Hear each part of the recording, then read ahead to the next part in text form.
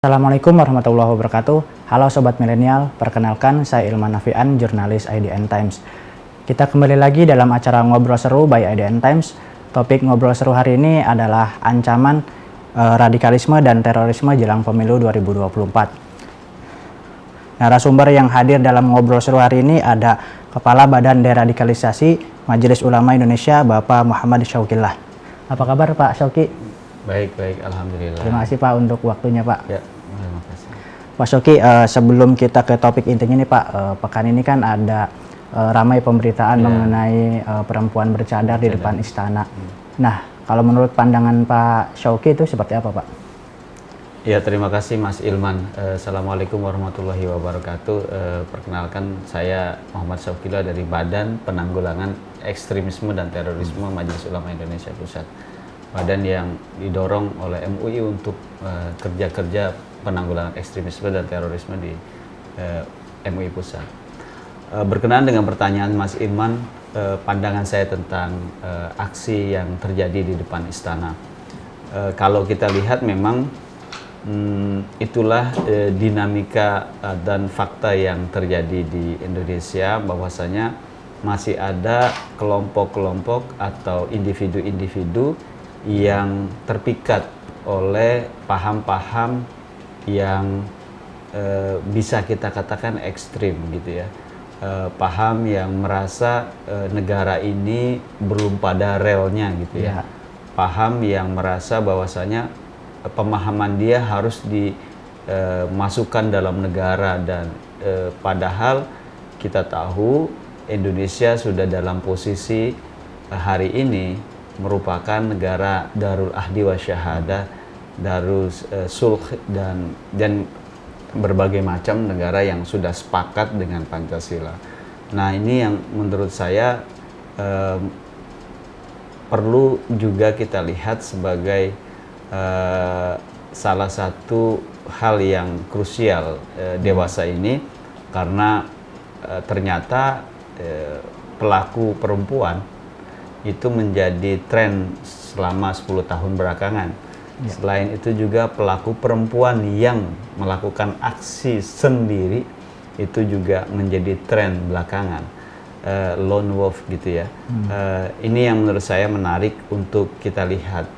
Nah, dan itu terkait dengan kalau kita lihat rilis beberapa lembaga, ternyata itu memiliki relasi dengan kelompok-kelompok yang sudah bisa kita katakan negara Islam Indonesia dan beberapa yang lain, dan perilaku media sosialnya mengarah pada satu kelompok tersebut gitu ya, mengikuti kelompok-kelompok yang mengusung ide-ide khilafah. Nah, menurut saya ada satu hal yang perlu kita perhatikan gitu ya, selain tadi perempuan lone wolf, adalah bagaimana seseorang itu terlibat dalam aksi terorisme yang itu juga dipengaruhi dari pola dia dalam bermedia sosial. Nah, ini menjadi krusial bagi kita semua, karena selain kelompok bisnis, menurut saya salah satu kelompok yang juga sangat adaptif dengan perkembangan revolusi 4.0 adalah kelompok ekstrim, Mas. Nah, ini yang menurut saya tantangannya ke depan akan kita hadapi demikian.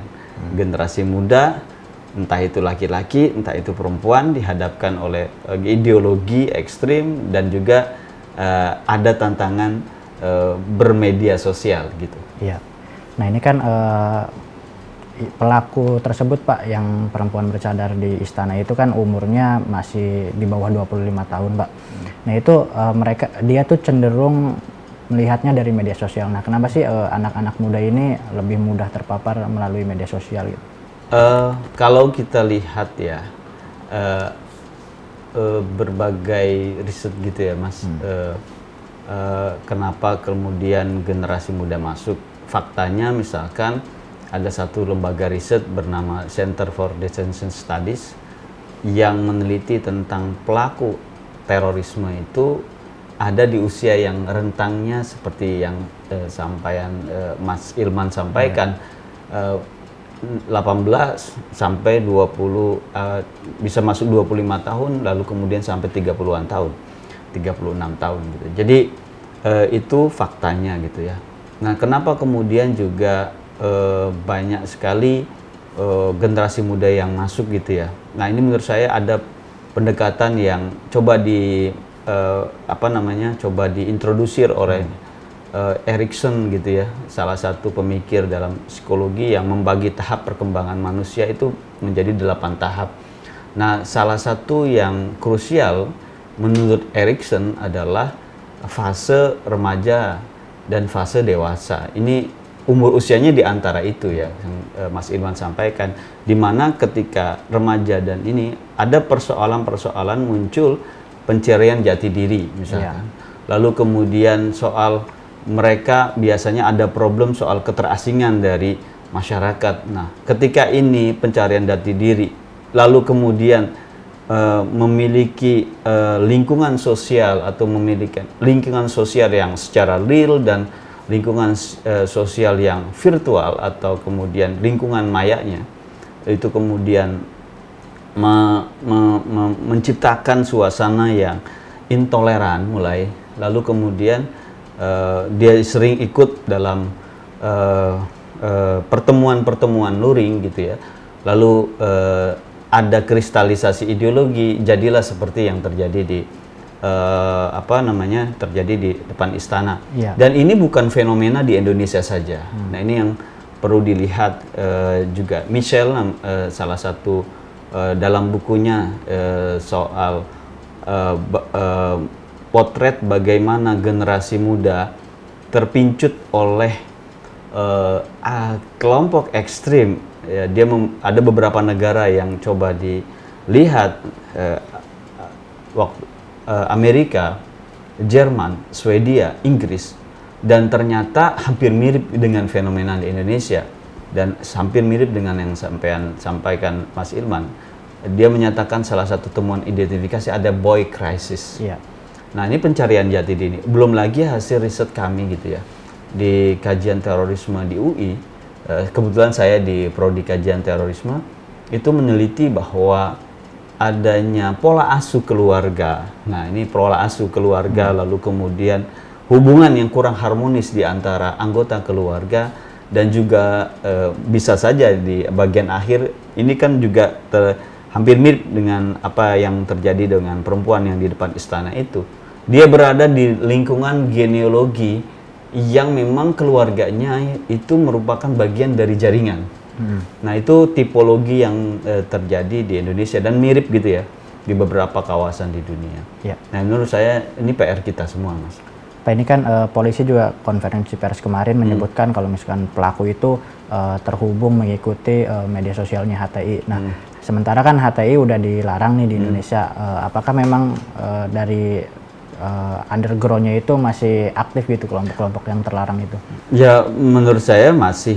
Anda masih bisa lihat bagaimana penyebaran gagasan khilafah itu ada di berbagai platform media ya. Ya, itu menurut saya masih belum terjamah oleh undang-undang terorisme.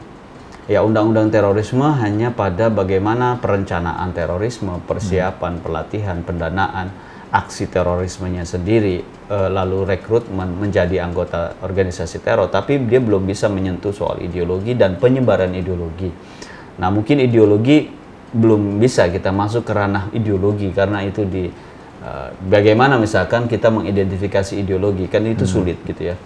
Nah, yang bisa jadi concern kita adalah bagaimana soal tata regulasi aturan yang berkenaan dengan penyebaran ideologi yang katakanlah berlainan dengan Indonesia sebagai Darul Ahdi wa Syahadah. Nah, ini yang menurut saya lagi-lagi kita akan dihadapkan oleh tantangan yang demikian, adanya adanya kegamangan gitu ya dalam menegakkan soal aturan, karena memang dari sisi aturan ideologi ini tidak bisa dilarang gitu ya. Dan penyebarannya belum ada regulasinya. Oke.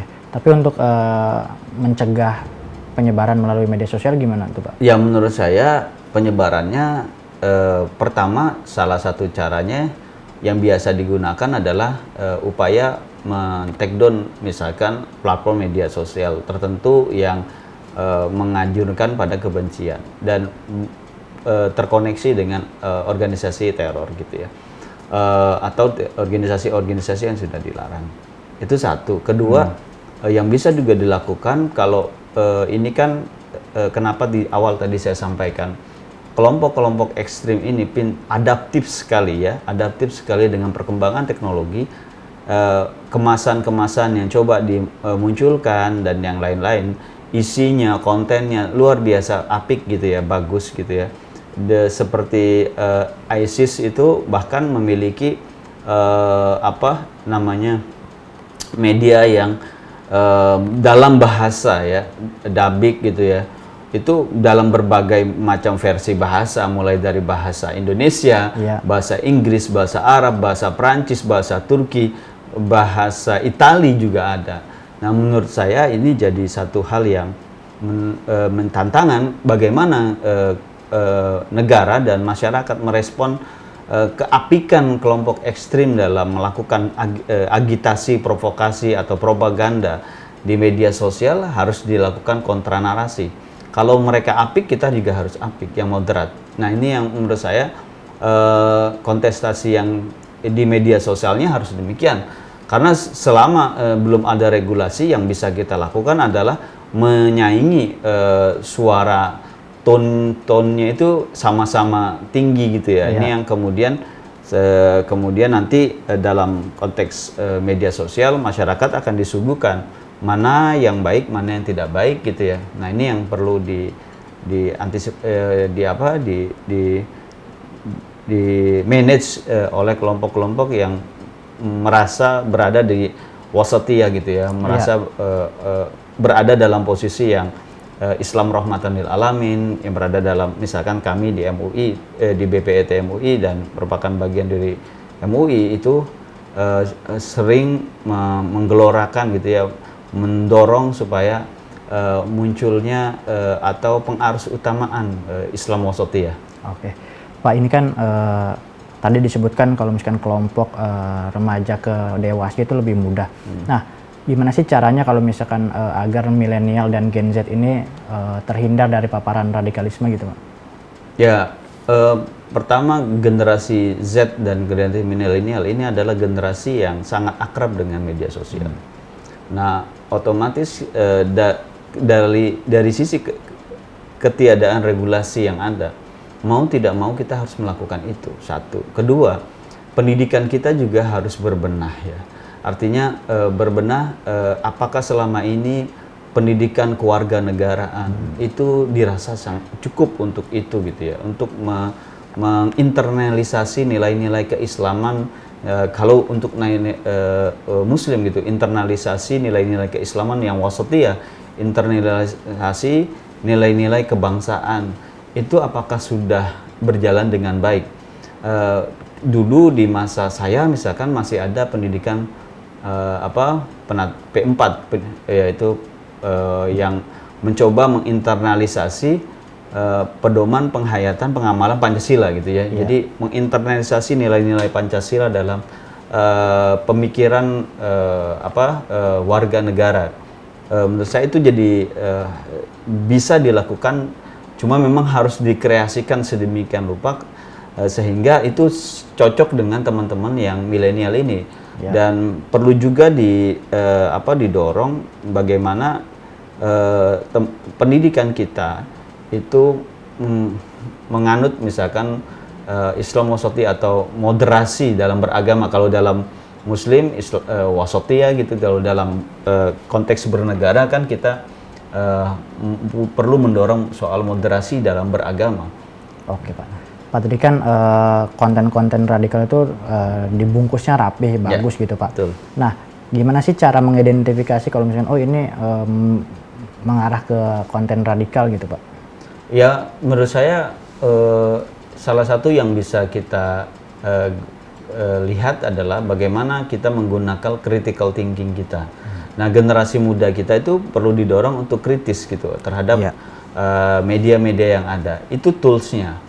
Nah, nanti kita lihat isinya apakah mengarah pada ujaran kebencian, permusuhan, bisa merasa paling benar sendiri, itu lalu kemudian ketika merasa paling benar sendiri, orang lain salah dan tidak ada orang lain yang benar selain dia. Nah, menurut saya dalam sisi kita beragama, itu Anda merasa benar dengan ajaran agama Anda, itu silahkan. Anda fanatik dengan ajaran agama Anda, itu silahkan. Tapi jangan paksakan orang lain yang beragama itu sama seperti Anda. Jadi pemaksaan itulah yang membuat kadang inkohesi sosial terjadi. Nah, ini kan juga kita lihat di masyarakat kita, kadang ada orang yang dulunya individu yang dulunya itu berkubang kesalahan di masa lalu kemudian dia pindah menjadi karena mendapatkan cucuran hidayah dari Tuhan gitu. Lalu kemudian ketika dia melihat ada orang lain yang dulu melakukan kesalahan sama seperti dia, lalu dia bilang Anda itu salah, lalu tidak melakukan koreksi secara dalam Islam misalkan mau'izatil hasanah. Nah, ini yang kadang terjadi di masyarakat kita. Nah, ini yang menurut saya menjadi penting untuk kita semua melihat bagaimana sesungguhnya kita berrelasi dengan orang lain. Gitu. Iya. Pak, ini kan Badan Nasional Penanggulangan Terorisme juga menyebutkan jelang pemilu 2024 ini potensi radikalisme juga akan meningkat. Nah, kalau MUI memandangnya seperti apa, Pak? Kalau saya kami dari BPET MUI ya, BPET MUI melihat memang ada potensi meningkat. Ya, karena bisa saja aksi-aksi terorisme, radikalismenya ya, radikalismenya itu radikalisasi melalui media sosial itu meningkat. Karena apa? Kalau kita lihat aksi terorisme yang terjadi itu dalam kurun waktu 5 tahun terakhir, itu kan hanya beberapa ya, tidak banyak gitu, tapi melibatkan banyak pelaku. Artinya orang yang mengalami radikalisasi itu kan besar ya. Orang yang ingin melakukan perencanaan itu luar biasa banyak gitu ya. Dan Anda kalau bisa lihat di tahun 2020, 2021 mungkin Anda kalau ini beberapa ada kasus yang merencanakan teror. Nah, artinya adalah aksi terorismenya memang sedikit. Tapi orang yang tergabung dalam gerakan radikal atau orang yang masuk dalam memiliki pemahaman yang ekstrim itu mungkin jumlahnya lebih banyak. Nah, ini menurut saya ke depan perlu diantisipasi. Menurut saya itu adalah sebuah warning ya, warning bagi kita semua untuk mengantisipasi ke depan harus seperti apa kita dalam menyikapi perbedaan pilihan politik misalkan. Nah, ini yang perlu disadari oleh kita seluruh bangsa ini. Kita berbeda pilihan politik itu merupakan hak dan itu dilindungi dalam konstitusi kita gitu ya. Pak, sejauh ini MUI sudah melakukan deradikalisasi belum sih, Pak? Kalau program deradikalisasi secara ini kami sudah untuk MUI ya. BPET menurut saya. BPET itu sudah melakukan. Jadi kami sudah terlibat, teman-teman di BPET sudah terlibat dalam program deradikalisasi. Kebetulan bekerja sama dengan Yayasan Ex Napiter dan Lembaga Pemasyarakatan. Jadi kami sudah beberapa kali ke lembaga pemasyarakatan, tapi ada satu lembaga pemasyarakatan yang kami jadikan pilot project untuk bisa nanti jadi role model. Harapannya nanti ke depan teman-teman MUI di daerah di mana di situ ada lapas narapidana terorisme, mereka juga bisa terlibat. Tentunya itu masih perlu penguatan juga dari sisi MUI-nya, karena kan kalau yang di BPET ini adalah teman-teman yang mungkin yang meneliti isu teror, terlibat menangani isu terorisme itu lebih dari 10 tahun. Baik Pak Syauqi, terima kasih Pak untuk semua informasinya. Sobat Milenial, demikian ngobrol seru hari ini bersama Kepala Badan Deradikalisasi Majelis Ulama Indonesia, Bapak Muhammad Syauqillah. Sobat Milenial bisa menyaksikan wawancara ini di semua platform media sosial IDN Times. Terima kasih, sampai jumpa.